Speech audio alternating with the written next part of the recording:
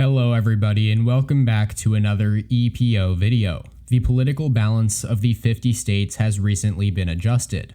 Last week, the US Census Bureau announced how many seats each state will have in the US House for the next 10 years, a once-in-a-decade process called reapportionment. In total, 5 states will gain 1 House seat each, starting with the 2022 elections, with Texas being the only state to add 2. But of course, for every seat these states gained, another state had to lose one, and indeed, 7 states lost 1 congressional district each.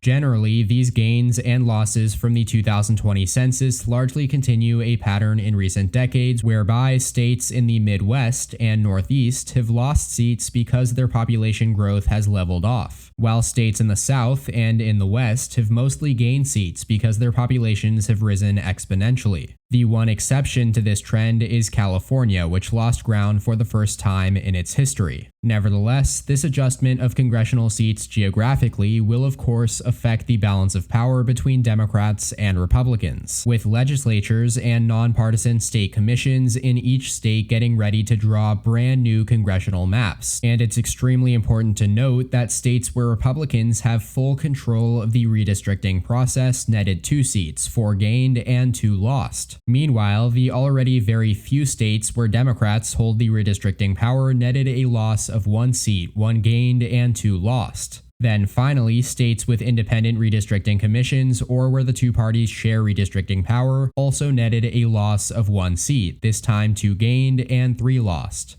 As a result, we can now say with finality that Republicans will control the redrawing of 187 congressional districts, or 43%. Democrats, on the other hand, will redraw just 75 districts, or 17%. And neither party will enjoy exclusive control over redistricting either because of independent commissions or split partisan control in 167 districts, or 38%. But just because most of the states that are gaining seats are red and most of the states that are losing them are blue does not necessarily mean that reapportionment will help Republicans. That is because many of the fastest growing areas of red states are increasingly Democratic, so it matters a lot how the new districts will be drawn. To be clear, in states where one party enjoys full control of redistricting, they will probably attempt to draw the new district in ways that benefit themselves. However, that may not always be possible, or they may actually prefer not to do so for other reasons, such as drawing other districts to suit a particular incumbent.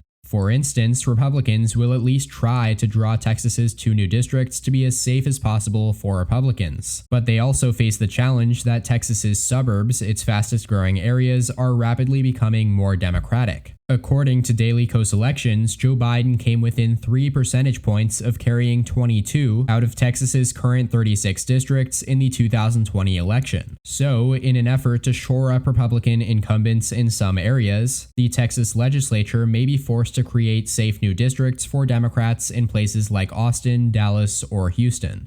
Ultimately, though, the 3 most populous states to gain seats are Texas, Florida, and North Carolina, and in each, Republicans will control the redistricting process. And to make matters worse for Democrats, and for the first time in decades, they will not have to seek approval from the Justice Department before implementing their maps. This is thanks to the 2013 Supreme Court decision that struck down part of the Voting Rights Act. That, in turn, could open the door for more extreme gerrymandering in these states, which has historically disenfranchised voters of color.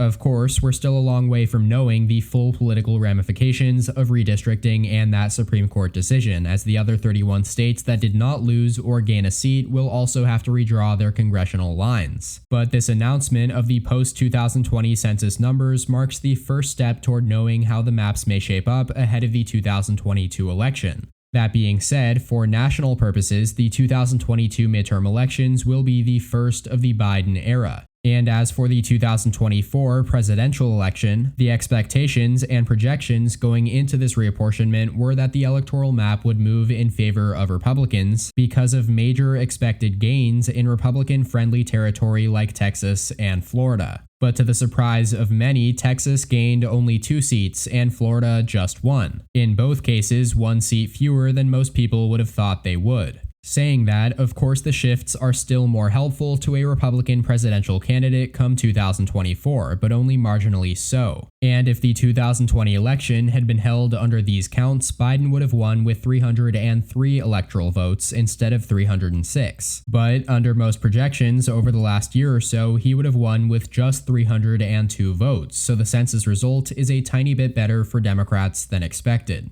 That is all for today's video though. I hope you all enjoyed it. Please make sure to follow EP Official on all social media shown on screen and linked in the description down below. Also make sure to comment your thoughts and opinions in the comment section, and please hit the like button if you liked the video as well. Subscribe if you haven't already. Thank you all so much for watching. Check out more content from my channel here, and as always, tune in next time. EP out.